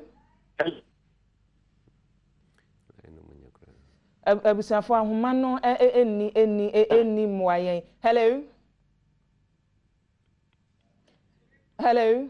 Yes. What I was saying is, please reposition yourself a little for us. Hello. Hello. Yes. Please reposition yourself for us. The line is breaking. It's breaking. Yeah. Hello. Hello, I'm with you. Yeah, you can go on. You can go on. Yes, I'm saying that from all the polling stations that came to the collation center, the polling agents at the various polling stations had signed the. Abusafo, ahoma no kwan wakakra enti jama kra biribi atwam ho nanso no ne pani kakra waka ne se one day onim ne set Tamale Central ho disagreement bi ani ho o mato aba na wie obi asanye na Dr. Anyas ya bo kire mo se one day wo court no se ni agent kora asanye ye kire se wade atum ofre recount na enu ho explanation na no dey ba ya nwie line na kate contradiction. Yeah, in a contradiction. Anyas Kasai was one sign. Anyas one sign. Was the agent sign? Honorable Fuseni say Anyas and sign. Yeah. Ono can who say like the cat here is unfortunate. Hope saying. Yeah. Papa yam nin kase yan kase doctor ne sign here. Was the agent? Akufo ne sign here, you know. Sign or no. But the agent ne sign, but Akufo sign. And then sir. Papa, line the break here, no. Baby, I know the free, no. Was say the agents or police stations in assign. Or my saying the agency assign. Collation, you know, your collective year. The final one to authenticate. What you say? And you have say and sign. Or don't even get police agents, you know, at the police stations assigned, you know. Say one sign so in say about your new soon, so yen to me mo born children your wedding kunim. What in here, Madam Charlotte say can no. I didn't know first 120 never one more. Near waka say e bi wo ho no mo ayan sign na so no nkyere say ye ntumi nyina so mo bo say o che say first 120 buy no what the more so more problem o mo inside. I didn't know one go ahead am mo. Waka so oni on be kasa na so o man sign ye no nkyere say ntumi mo bo. That's right. It is senka o mo so o mo ne nkrofo ne kasa. O mo ne anya se kasa. Ni yehu se ye the year to year. I don't know there. What the way na ba betwam ko. O dey no. Because Dr. Baumia bisa 170 questions here. I know mo dey 170 seats my nti wo dey ye nka ho asem. E be ka ho a e bonus ama ye ni problem. Ye fa no to ho ne ko. Ko yasem no so na ye nhwe. Ayi oka promise na yes ye. Ma yani isi yani isi director ni nwie ni nhwe ne o se pani no call for no. Hello. Hello. Oh, You were talking about the recount. Please, can you continue? Yes, what I said is that at the polling stations, all the agents of the candidate had signed the declaration of results without any complaints. So if at the collation center you ask for a recount, we don't have that mandate to grant it. That's not true. Hello? Hello? Did the candidate sign? It's not the candidate who is expected to sign. The agents at the polling station. No, at the collation expected to sign. At the collation center, did the candidate sign after his agent signed? His at the agent. collation center. At the collation center or at the polling station? The agent. Hello? Hello? The agent signed at the police station or at the collation center? At the collation center. The agent signed for the candidate? Exactly. I see. I see. It's a contradiction. But was that the right thing to do? Yes. It's either the agent will sign personally or his agent. He has authorized him, so he has the mandate to sign. Okay. Thank you very much.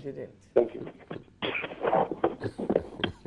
So, baby, I didn't have There be a someone the try to na mejanis one. Was that is the right thing? What ubi am from agent need to me sign at the mark candidate no.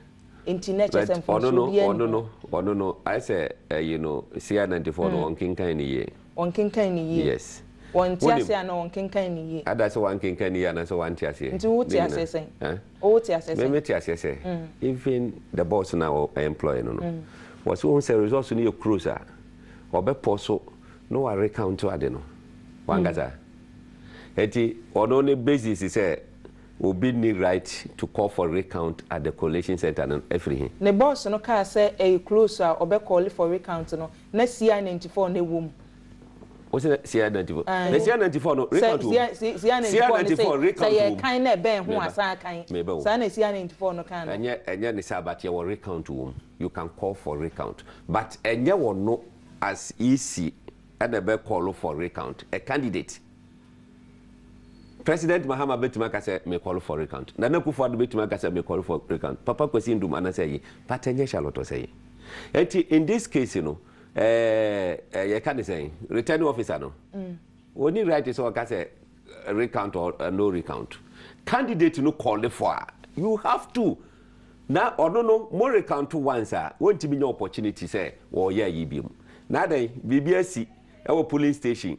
Na ye niama like make catch the we or matro a try line appear na na o makasi da bi sadi we ye nyentumu a yen kind of ofra then you say agent and say police station you know yentimi kan ho that is not the law enti as I say o ye die ana make say do na ye nyina no ye de ye ni so enti we no pre hia mo nya mu enye hia but ye ntwe ho manso bebre so when yet no yen twe ho manso bebre eto de menim se mpenifo ebehwe ama niama atoto because ye we say genuine case pass e bia ye betima overturn results no dia bia na yahwe overturn results na ya forget it ne ko yanim so when yet no say o say NDC elusu office no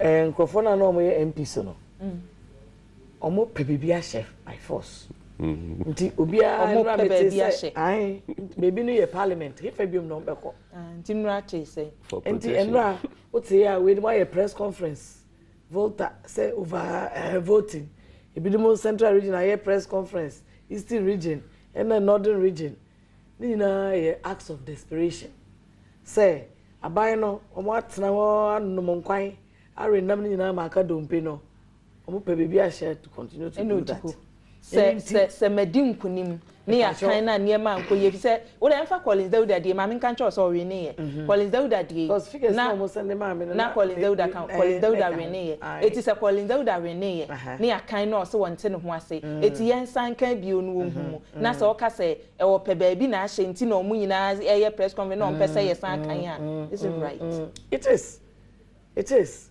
ade na oma papa ne chance to do the recount ade na chinchin we say wo de why ye ya declare ma na wo ono na nka eto no anka obepene ye ko season eyi the pick up one thing they do ye odi chatawali ko ye ko no mo nkwan wo ho one thing esi wo ho pepa cho Ghana no obi eni ebue sisia na gani ye nyina Ghana belongs to us obi nsi obi we are all stakeholders enti si ekọ na ekoya de na obi nye happier mentra ne fa ho di ho do the right thing na ye ne pepepe ni ehun say at the end of the day no why ye ne kama enti mi na me lose mi na ma win but when you deny somebody their right to justice we will say there will be no peace. Hobson yeah share taxes no if you say monsem ni bi wo no mo a eto da amanyofo no me say mo na mo de niema chechire if you say asem ni bi wo no mo ka ye ba ye beye nipa no so no say Ghana wo ka na ye twero nana first no mo ka na ye tie say ye twero sasem we enya din enya din a kire mu look ya ye bida mo ye bida be me hwe ne mo di kan ye ma ba mu da mo ba no dia na mo ye fa taxes no 1981 ebasa to 2001 I take it over no catch me one particular year our customs etimi hiti wo target of revenue da e maybe o hiti or taxes no na e wo soro e be 10% 15% there be 10%. LPP take you over. I had the opportunity to sit before Daniel Safumafo. Anana o briefly near Oyeye. Who be say we say what is the meaning of this? Or more Katia didn't in the bar from the lowest. That very year, yenya surplus. Customs enya surplus. So when you know, I don't know what is no. And I'm off with you. Eye kesia amanfo ntua amanfo doje ayi uche se nyama pro mo be krabo mo betuatua yi no omo ntua but we dey kete ubo se na de no ba bebre na basa enti by the end of the day no ubo se sika wo hwehwe no wanya look wo je tax yemfa ne se etoda memfa we nya example yesi ase mo bia emunsuo ngo ha obunsuo a sport fine ni a tro 500 Ghana ha ohu obi a woba wokofa de dem ne ma nyina ton a wonya 500 Ghana no obebu nzo na go free woko o jase but what that was a sport fine eye 20 pesos huh but the close of the day obehu ska obe dada wo hodom enti enya de se ye dwa ye no mu look corporate tax ni e ka keka ho wo hwe be bia na e ka ne se NDC amove akwa omo fi se tax no kosura ana omo nyeska fa misi ho na baby ya me pemma no de ne so mbe komra hye bedwam no ebi na abai obabi ya na dwe so obegina ebo atoye mantamu se dwaboso no matakwa yie na oba matakwa yie pre ye no asa anyeye na ose asa ne yenyi mfiri wo efise yeye ne asisi no enti yenkohwe na ese kwabra minta akando na esa abre wone ne twemansun yenkohwe de na siye hello ahumano afirimu eti Hobson bomode na fa hosima na fa yenhwe ma no a ekọ mo side ho no mo yeah eti me de America nyina ne say look Nana Akufo-Addo aka wo say obi bia wo de ye kan say mfidie beba so ba be set up you know tax free untua tax do you know what it means say oye ne sa bia na kwasi twum o pese o me bia ba yimu akofa nneema bebre no aba no aba be si factory bi enti ono no dru port ho no ya nye ne tax watima birthday wa fani pa be say 2000 every month obi etwa tax obi etwa social security ni e kai ka ho just look at the way I besi akọ so ho ne ete no enti eye adwene ne nyansa kakra aye kika bom ne de aye sa no ma wi ba oye say oh be dem ho atimiti I say roto ti aye twetwe yi ini si baba mu ni amaso ade eje 5 pesos ye maso 50 pesos eni ade ni eje 7 pesos ne nam 1 cedi ni e kai ka ho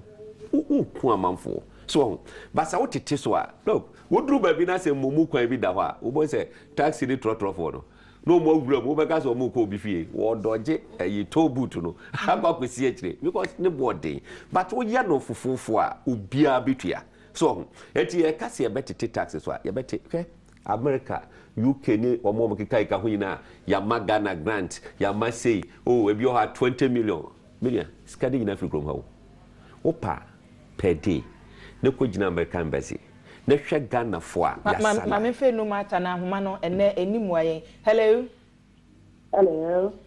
eno mata ya mo akwa abado ba Adom TV Adom FM na ya affiliate stations ahoro akaso me so me aba duabo so na anu abacho no mu no de na course wudi ntwo na ase wonte ase anase de na course ni kwacho me da si bebre fatie fueti onyina ane entity fo nyina me mobia yiko ane adwumaden ma me duabo so persuade so ensida na nano de yes na yede paper ene pen da ne me bia ni e wo duabo so ha NPP for wo ha me kan ho yentiasie san say ye hu bibi say ye collection room no na parliamentary results no pink sheet ni bi wo ha e fake ya pink sheet or you see bi no e fake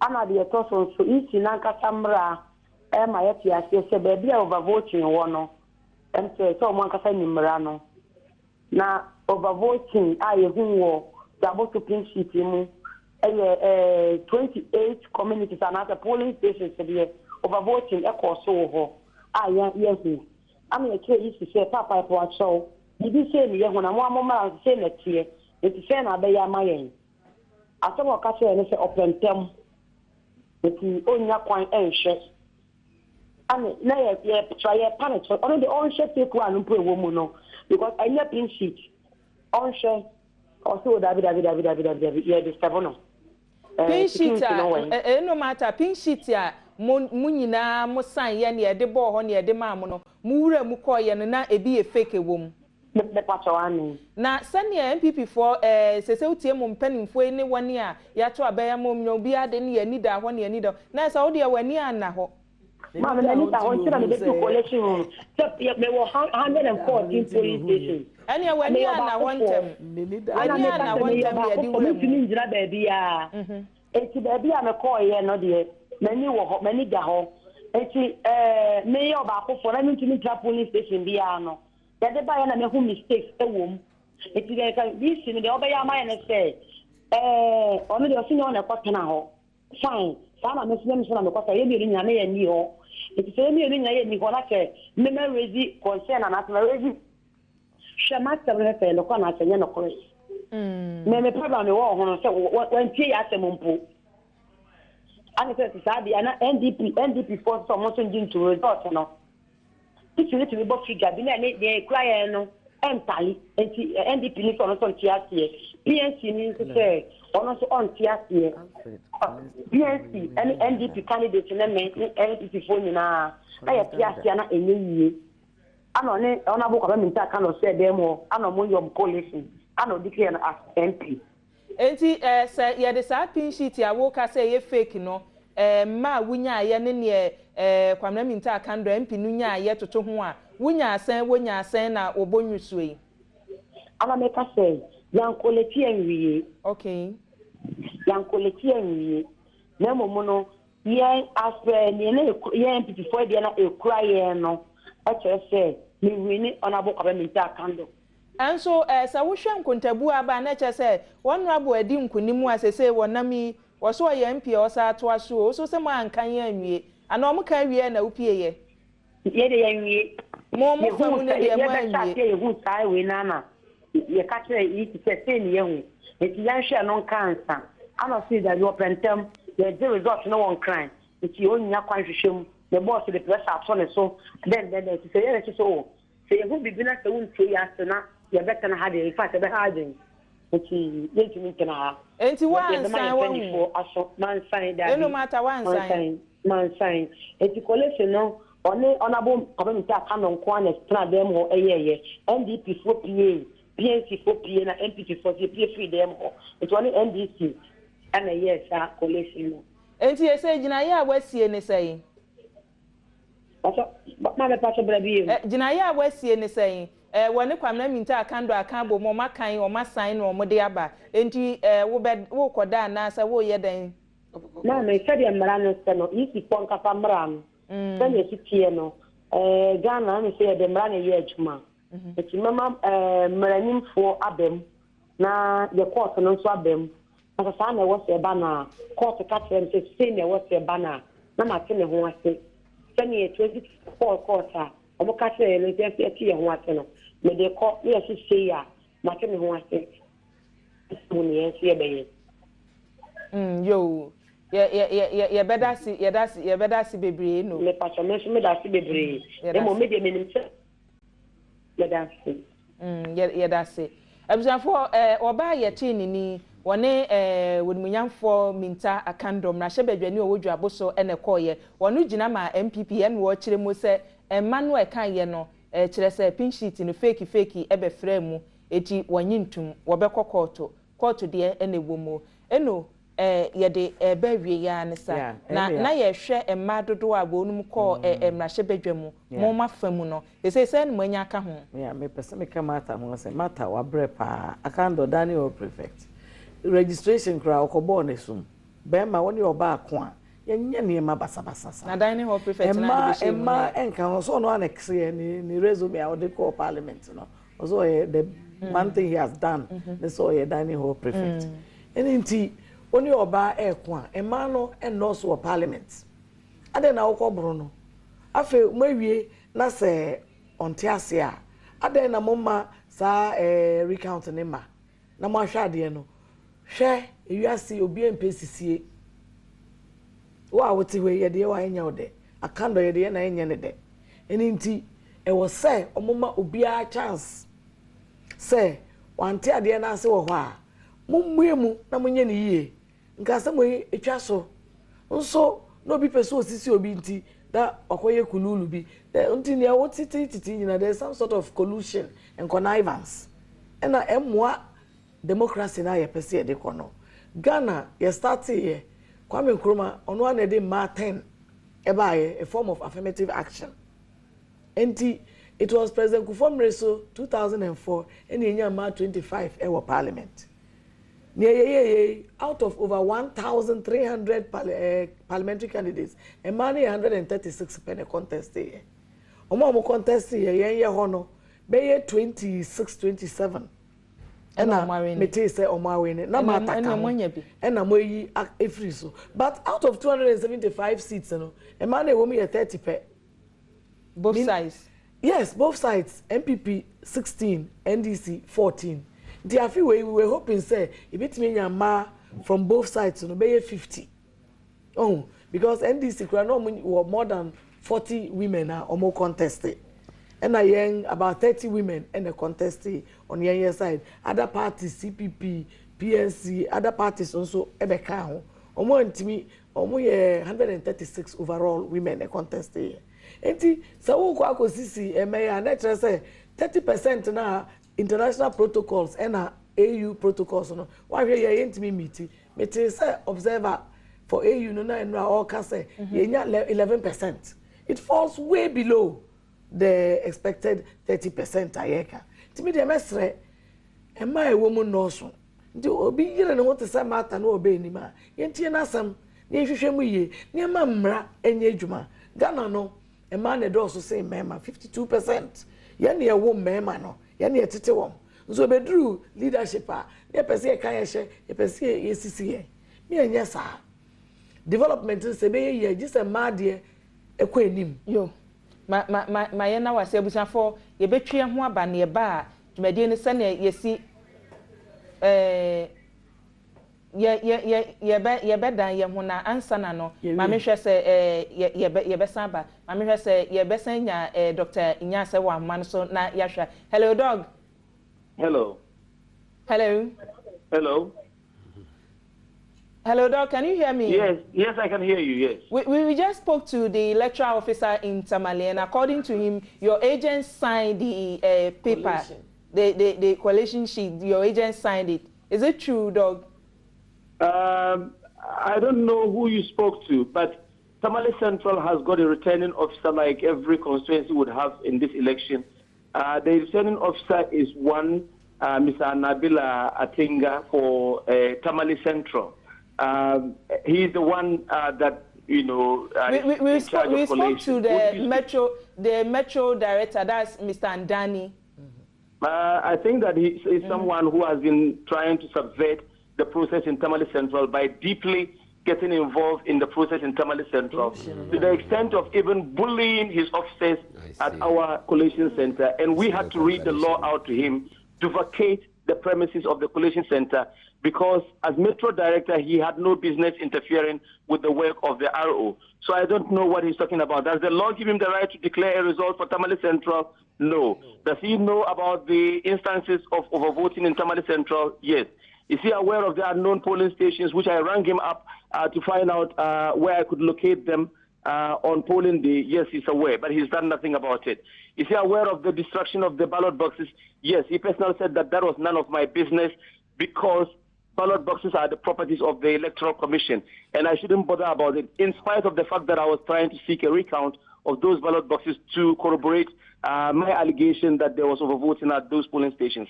So what right has he got to be declaring results for Tamale Central? Doug, according to lawyer Inusa Fuseni too, they declared the results in front of you. You were there when the results were... Really? Was Inusa Fuseni at the collation center when a result was declared? He vacated the premises. He vacated the premises when I called for a press conference to tell them that the EC was misbehaving and to congratulate Nana Addo Dankwa Akufo-Addo as president-elect of this country. That was when he realized that he had no business interfering any longer because his posturing was such that he believed that they were in government and they could bully even the Electoral Commission, bring in macho men. He vacated the premises. And after my press conference, I equally left the premises because of the tension around the area. So none of us was in there. No result has been declared for Tamale Central. That tells you the level of dishonesty for someone wishing to be an honorable member of parliament to condone such illegalities and to engage in underhand dealings with Electoral Commission officers and end up producing something that is not even true or a true reflection of what occurred at the collation center. That is just unbelievable. It's beyond belief that Tamale Central will still be stooping this low under the leadership of Inusa Fuseni and under the current Metro Director. I am actually calling him to order on this, that he should be aware that Tamale Central contains citizens of the Republic of Ghana. He should forget about his prejudices, whatever they may be. We have citizens of the Republic of Ghana residing in Tamale Central who were entitled to express their wish to vote for a candidate at this election. We just want the right verdict to prevail. And I think that this does not end here. Whatever their decision, I have not had an agent sign anything. I was not in the hall, nor in use of saying to have signed anything.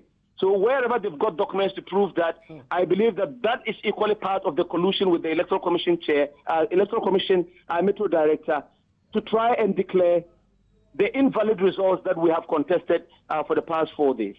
Doug, Fuseni says some of your men have stolen his motorbikes from a friend's house. Is that true? Sorry, I missed that. That some members of your party have stolen his motorbikes from a friend's house. Is that true? What Inusa Fuseni is saying people have stolen his motorbikes and is from what? People from the MPP? Yeah, MPP members, some MPP members. Does that appear very reasonable to you? That's a question to you. See, this is getting strangely bizarre that a sitting member of parliament, well, he's no longer, to be honest. I think that yesterday his preoccupation was the mess that has gone on at his ministry. And I think that he was vacating the premises quickly enough so he could head back to Accra and try and deal with the mess.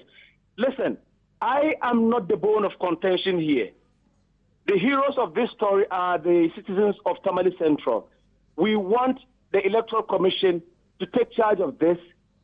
We're seeking recount of the ballot boxes that have been contested, the 12. The unknown polling stations cannot be part of the tally. The destroyed ballot boxes have got to be part of the process for us to corroborate the evidence of overvoting. That is simply what we're asking. All this back and forth is unnecessary. And if this is how he has won previous elections, he's not going to have it this time. His bid for this election this time was dead on arrival. He knows that. The NDC people in Tamale Central, they told him that. As of 2 nights ago, his people called him to a conference and told him, what you're doing, we don't want this to get down to violence. And that is what you're trying to orchestrate in Tamale Central. Nobody wants that. I think he needs to rein himself in and behave appropriately. That's all I can say for now. Thank you very much. Thank you too, Dr. Ebusiafo. Yebede na answer na no. Madwincha amode ababiti a wana me so na ampofweje na ampofweje ento aso emfamamo. Nana Kofi Jesse adwincha yode aba.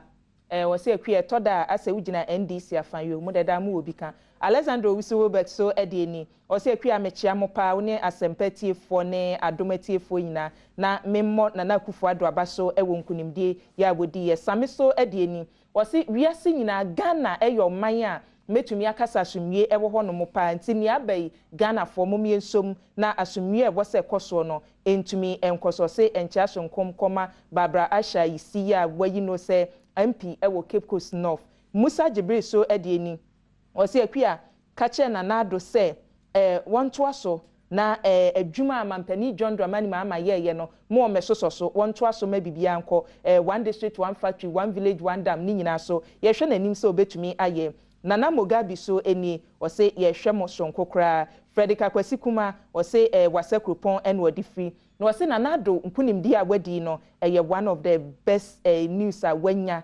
afimpinu ene edu ensiemu me kwabna boatin so se akwie mi bi se wadu asare wen mpacho edu asare mi hu ba bi owo Felix Owusu so edieni wose wa abra na MPP amanyoko no wonu ka de obetumi aye no na NDC amanyoko on communication director se wonam no woto ayampia so resource en won saka no Kofi Kwachi so die ni wose awurade akasa wose na adwenche odi free Paris na eba odo idiwe efitema wose Ghana fo nyame hia mo pa dwuma maya modern nana abapa wa nyame enhia mo sonko nana adwempa odi asempa so eni teshi si lady wose Ghana fo ache wonu mo adwen Ghana fo ache wadwen obi ani hono mo a obetumi asesa no wose idebi JM to aso resource na aba no agamachukwu so edieni wose akua meeting ofri Brooklyn New York abrochiman emu wose oda twedi ampa ase pa se abato no yato ama niema wiedu asumye mu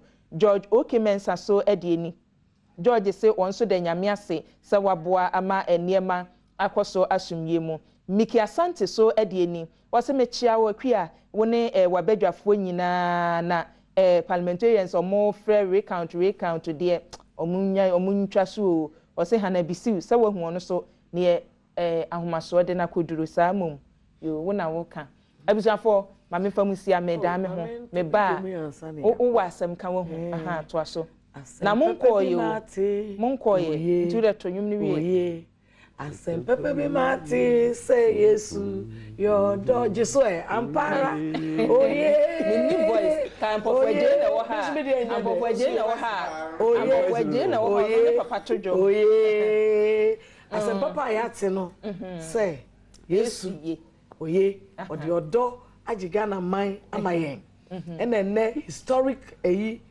moment we are writing history The first president to be white term. You know free so. Because Mame landed Naija hopes in one young Uba now be kebab uko di dokru na ube su tirega na. Now we are near fata. Inti there's only NDC no. Ebaka shira o say. No bimra. Mukaya ni mukwaba. Wa chake mi. Apostle we see. Yes sheko she osheya. All the houses twatwo. Na go di. Dagomba no di twatwo no. Absafo mi din e de akua boachi wa yi Adom me dey see her say ama na nampofo je aba beto aso betumi afrɛ me ABY madam asema monity a edwumofo na